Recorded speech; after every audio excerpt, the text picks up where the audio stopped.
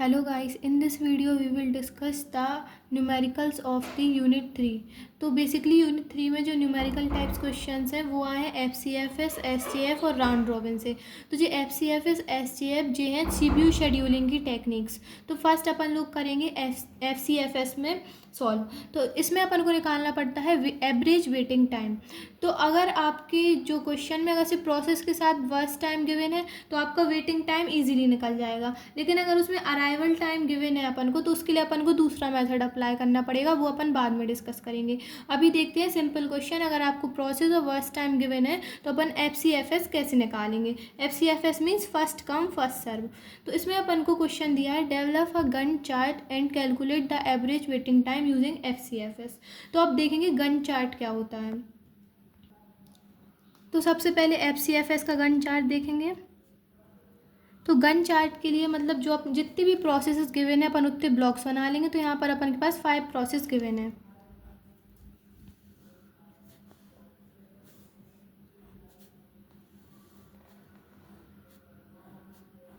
यहाँ पे अपन ने 5 प्रोसेस बना लिए। अब अपन फर्स्ट कम फर्स्ट सर्व का मतलब क्या है, जो अपनी जो प्रोसेस है जो लाइन्स इस गन चार्ट में अपन इसको डालेंगे। मतलब पहले प्रोसेस 1 2 3 देन 4 देन 5। तो यहाँ पे प्रोसेस 1 मतलब इसमें जो अपना वर्स्ट टाइम है अपन इसको नहीं देखते, सिर्फ जैसी प्रोसेस अपनी आई है अपन सिर्फ सीधा डाल देंगे। तो अपन पहले प्रोसेस 1 इनिशियलाइज होगी, मतलब प्रोसेस कहीं कहीं से तो शुरू होगी, लेकिन इधर पे प्रोसेस मान लीजिए अपनी 0 से शुरू हो रही, ठीक है, मतलब 0 वर्स्ट टाइम से प्रोसेस 1 बिगिन हो रही। तो प्रोसेस 1 में कितना टाइम लग रहा है अपना 3। तो अपन यहाँ पर लिख देंगे ब्लॉक में प्रोसेस 1 और इधर पे लिख देंगे 3। देन अब अपन को प्रोसेस 2 लिखनी। तो प्रोसेस 2 के लिए वर्स्ट टाइम 5 लग रहा। तो वर्स्ट टाइम मतलब उस प्रोसेसिंग का टाइम, इस मतलब जो प्रोसेस दी गई हैं इनको सॉल्व होने में प्रोसेस करने में कितना टाइम लग रहा। तो प्रोसेस 1 के लिए लग रहा 3 यूनिट टाइम, ठीक है। अब प्रोसेस 2 के लिए लग रहा 5 यूनिट टाइम। तो अपन प्रोसेस 2 लिख लेंगे। अब प्रोसेस 2 के लिए 5 यूनिट टाइम लग रहा, लेकिन प्रोसेस 1 के बाद आ रही, तो उसके जो अपनी प्रोसेस 2 है उसके लिए 5 यूनिट टाइम तो लगेगा, लेकिन आने में कितना टाइम लग रहा है उसको 3 अराइवल मतलब इसमें प्रोसेस 2 को पहुंचने में कितना टाइम लग रहा है 3, मतलब मान लीजिए 3 मिनट है तो यहाँ पर उसे 3 यूनिट टाइम लग रहा। तो 5 अपना 3 और 5 मिला के तो अपन यहाँ पे 8 लिख देंगे, ठीक है। फिर क्या है अपनी प्रोसेस 3 है प्रोसेस 2 के बाद, तो अपन इसे प्रोसेस 3 लिखेंगे। देन यहाँ पे अपना प्रोसेस 3 के लिए कितना टाइम है 2 यूनिट टाइम है। तो अगर 8 में 2 ऐड कर देंगे तो इधर पे 10 आ जाएगा। देन अपना क्या है प्रोसेस 4 के लिए लग रहा है 5 यूनिट टाइम। तो मतलब यहाँ तक तो इतना आ गया, लेकिन यहाँ तक आने के बाद उसे कंप्लीट होने में जितना टाइम लगेगा वो यहाँ पे लिखेंगे। तो प्रोसेस 4 को लग रहा है 5 यूनिट टाइम। तो 10 + 5 15। देन अपनी प्रोसेस 5 के लिए 5 यूनिट टाइम फिर से। तो ये बन गया अपना क्या गंट चार्ट। तो ये अगर आप एग्ज़ाम में बना के आएंगे तो आपको 7 में से मिनिमम सिर्फ 2 मार्क्स मिलेंगे। अब अपन को करना है इसके लिए सॉल्व। तो अपन को क्या दिया है क्वेश्चन में, क्या फाइंड करना है, अपन को फाइंड करना है एवरेज वेटिंग टाइम, ठीक है। तो एवरेज वेटिंग टाइम निकालने के लिए पहले अपन को वेटिंग टाइम निकालना पड़ेगा। तो अपन लिखेंगे वेटिंग टाइम फॉर प्रोसेस 1। यहाँ पे सबके लिए वेटिंग टाइम लिख लिया प्रोसेस 5 तक।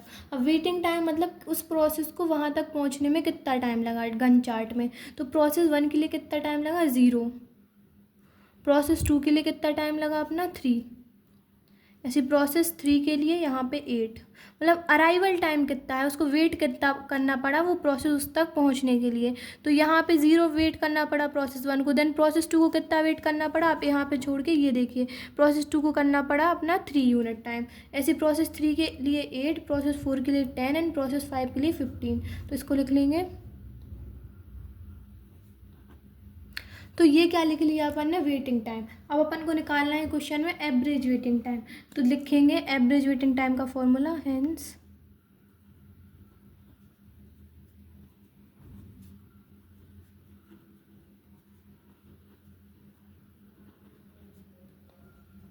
तो एवरेज वेटिंग टाइम अपन निकालते हैं। जो अपना सारा वेटिंग टाइम निकला है इनको प्लस कर लेंगे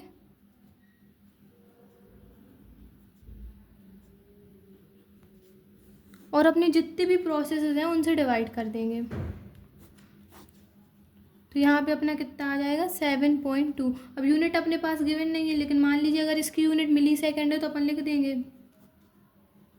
तो ये निकल आया अपना क्या, FCFS का वेटिंग, एवरेज वेटिंग टाइम। अब निकालेंगे अपन SGF का वेटिंग टाइम। अब निकालेंगे अपन SGF का arrival time, sorry average waiting time. तो SGF का मतलब है shortest job first. Shortest job first का मतलब जब अपन इसका गंट चार्ट बनाएंगे तो इसमें तो जो पहले प्रोसेस आई थी अपन ने वो लिख ली थी, लेकिन शॉर्टेस्ट जॉब फर्स्ट SGF में अपन ये करेंगे जिस जॉब का, जिस प्रोसेस का वर्स्ट टाइम सबसे कम होगा उसको अपन सबसे पहले लेंगे। तो चलिए इसका गंट चार्ट बनाते हैं।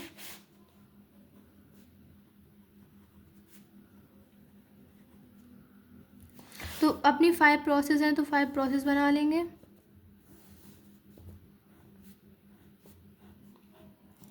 अब आप यहाँ पे क्वेश्चन देखिए, सबसे कम वर्स्ट टाइम का है अपना प्रोसेस 3 का, तो प्रोसेस 3 को लिख लेंगे। देन अपना प्रोसेस 1, उसके बाद प्रोसेस 2, प्रोसेस 4 एंड प्रोसेस 5 का इक्वल टाइम है तो इनको लाइन से लिख लेंगे, पहले 2, 4 देन 5।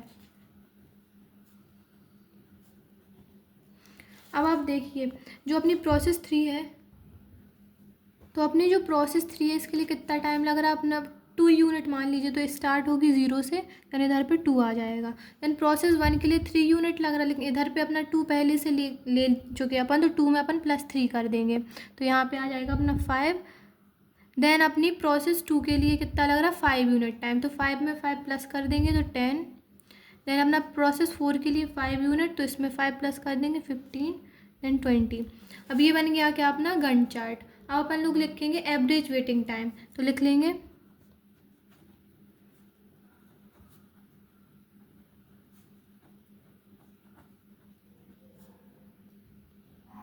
अब गंट चार्ट को देख के अपन सबका वेटिंग टाइम लिख लेंगे। तो प्रोसेस 1 के लिए कितना टाइम लगा अपना 2, प्रोसेस 2 के लिए 5, प्रोसेस 3 के लिए कितना लगा 0, प्रोसेस 4 के लिए 10 और प्रोसेस अपनी 5th के लिए कितना लगा 15। अब इसका एवरेज टाइम निकालेंगे।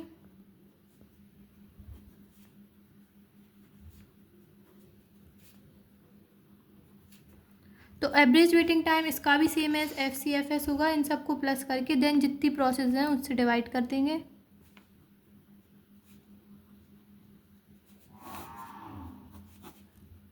तो यहाँ पर आ जाएगा अपना 6.4 आंसर, और अगर ये मिली सेकेंड्स में होगा तो मिली सेकेंड्स भी लिख देंगे। तो ये था अपना SGF। अब अपन लोग देखेंगे राउंड रॉबिन। अब अपन को थर्ड निकालना है राउंड रॉबिन, तो ये भी अपना CPU शेड्यूलिंग की एक टेक्निक है, तो इसको निकालेंगे। तो राउंड रॉबिन थोड़ा डिफरेंट है अपना FCFS और शॉर्ट जॉब फर्स्ट से। तो इसमें अपन को एक वैल्यू गिवन रहेगी, जैसे इसमें गिवन है Q=1। अब आपको एग्जाम में Q=2, 3 कुछ भी दी होगी तो आप उसके हिसाब से करना। आप देखते हैं कैसे करेंगे। इसमें जो Q=1 है इसका मतलब ये है जो अपना गंट चार्ट बनेगा, जो आपका गन चार्ट बनेगा, तो इसमें जो ब्लॉक्स बनेंगे हम आपको ये समझाएंगे कि इतने सारे क्यों बनाए हैं। तो मतलब इसमें अगर Q की वैल्यू 1 है तो आपके जो गन चार्ट के ब्लॉक्स हैं तो उस ब्लॉक की कैपेसिटी से 1 रहेगी। मतलब जो इसमें आप जो इसके लिए गन चार्ट बनाते थे तो इसमें आप इन ब्लॉक्स में कितनी भी यूनिट फिल कर सकते थे जितनी क्वेश्चन में गिवन है। इसमें जैसे इसमें 0 से लेके 3 यूनिट फिल है, इसमें अपनी 5 यूनिट फिल है, इसमें मतलब इनमें अलग अलग यूनिट्स फिल हैं आपकी। लेकिन आपके जो राउंड रॉबिन टेक्निक है इसमें गन चार्ट में सिर्फ उतनी वैल्यू फिल हो सकती है, उतने मतलब ब्लॉक्स में सिर्फ उतनी वैल्यू फिल होगी जितनी Q की वैल्यू होगी। तो यहाँ पे Q की वैल्यू 1 है। अब अपन इसको स्टार्ट कहाँ से करेंगे, अपना 0 से। ठीक है, अब इजी करने के लिए यहाँ पे इनको नेम दूसरा दे देते हैं, जैसे मान लीजिए ABCDE, अपन ने इनके नेम चेंज कर दिए सिर्फ। तो अब अपन को फिल करना है। तो जो A है ये मतलब अगर 1 पॉइंट से देखें तो 3 को कितनी बार फिल कर पाएंगे अपन, 3 बार इनबॉक्स, मतलब एक बार 1 एंड एक बार 1। तो वैसे ही करेंगे अपन फिल।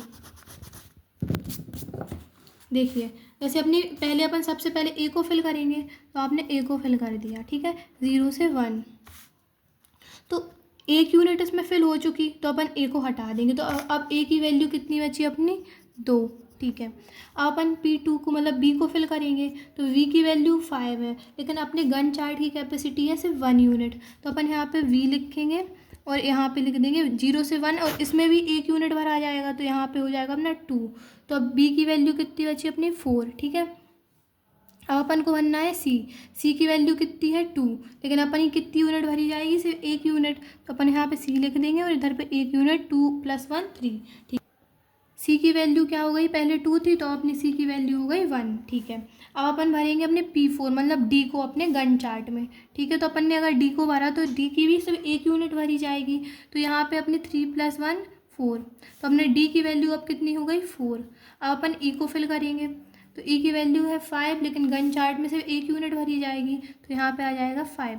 अपनी ये सब भर चुके, इसकी वैल्यू हो गई 5। अपन अब राउंड रॉबिन का मतलब फिर से स्टार्ट करना राउंड तरीके से, मतलब पहले हो गया पूरा, अब फिर से अपन फर्स्ट वाली स्टार्ट करेंगे।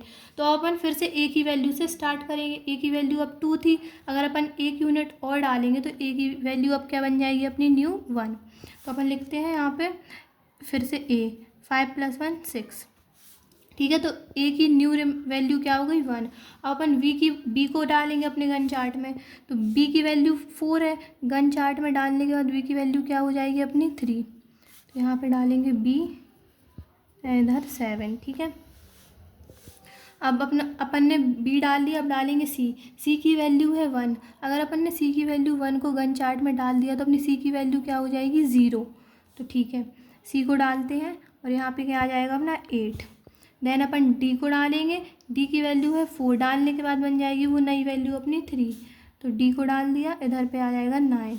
ऐसे अपन ई को डालेंगे, ई को डालने के बाद क्या बचेगा अपना, यहाँ पे ई की न्यू वैल्यू 3, तो यहाँ पे क्या आ जाएगा ई, और इधर पे आ जाएगा अपना 10, ठीक है। अब अपन ने राउंड रॉबिन इधर तक हो गया, फिर से स्टार्ट करेंगे, ऐसे ऐसे ऐसे प्रोसेस राउंड हो रही, तो यहाँ से अब हम फिर से ए से स्टार्ट करेंगे। तो ए की वैल्यू 1 है, डालने के बाद क्या हो जाएगी 0, अपन ने ए डाल दिया, वैल्यू हो गई इसकी 11। अब अपन डालेंगे बी को, बी की वैल्यू अब 3 है, डालने के बाद हो जाएगी 2, तो वी इधर पे क्या आ जाएगा 12। देन अपन किसी वैल्यू सी की वैल्यू 0 है, अब सी की वैल्यू 0 है तो डालने के लिए कुछ बचा ही नहीं, तो अपन क्या डालेंगे अपनी डी की वैल्यू जो है 3, और डालने के बाद 2 बचेगी, तो अपन डालेंगे इधर पे डी की वैल्यू, फिर डालेंगे अपन अपनी डी की वैल्यू, अपन ने डाल दी, अपन ने डी की वैल्यू को डाल लिया। अब अपन डालेंगे ई की वैल्यू को, तो ई की वैल्यू अपनी 3 थी, डालने के बाद क्या बचेगी 2, तो अपन इसको डालेंगे, इधर पे आ जाएगा 14।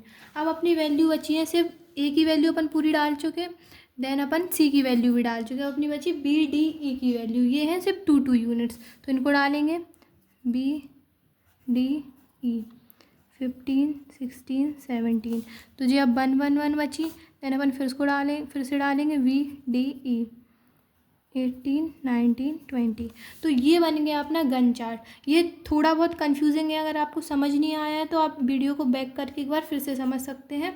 अपना अब गन चार्ट बन गया। अपन को क्वेश्चन में क्या निकालना था, इसका average waiting time.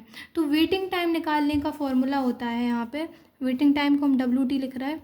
Waiting time निकालने का फॉर्मूला होता है turn around time minus burst time. क्या होता है TAT, मतलब turn around time minus burst time, ठीक है। अब लेकिन यहाँ पे अपन के पास वर्स्ट टाइम गिवन है क्वेश्चन में, लेकिन टर्न अराउंड टाइम गिवन नहीं है, तो अपन सबसे पहले क्या निकालेंगे टर्न अराउंड टाइम। तो यहाँ पे टर्न अराउंड टाइम निकालने का भी एक फॉर्मूला होता है, वो होता है consume time minus arrival time, ठीक है। क्या होता है consume time minus arrival time. तो अपन निकालेंगे अब इन सब का टर्न अराउंड टाइम, अपनी पूरी 5 प्रोसेसेस का।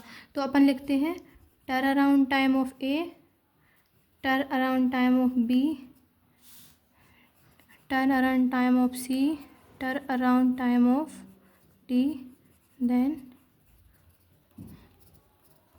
अब कंज्यूम टाइम। अब जितना इन लोगों ने कंज्यूम किया है टाइम अपन उसको लिखेंगे। तो ए कहाँ पे अपना, ए यहाँ पे जहाँ पे वो वैल्यू ख़त्म होगी, जहाँ पे उसका एंड होगा वो वाला कंज्यूम टाइम लेंगे। तो ए अपना एक बार यूज़ हुआ, 2 बार, देन अपना 3rd टाइम यूज़ हुआ यहाँ पे। तो ए की वैल्यू यहाँ पे कंज्यूम टाइम, मतलब ये हो गया अपना अराइवल टाइम और ये हो गया कंज्यूम टाइम, तो अपना 11 है consume time minus arrival time. अपन को अराइवल टाइम क्वेश्चन में गिवन नहीं है, तो अराइवल टाइम इन सब के लिए क्या हो गया, 0, क्योंकि सारी प्रोसेस एंटर तो यहाँ से हुई ना, इस स्टेट से जहाँ से 0 है वैल्यू अराइव होने की। तो 11 माइनस 0, देन अपना वर्स्ट टाइम क्या है यहाँ पे 18, सॉरी यहाँ पे क्या है अपना 18, क्योंकि बी कहाँ पे एंड हो रहा है, यहाँ पे।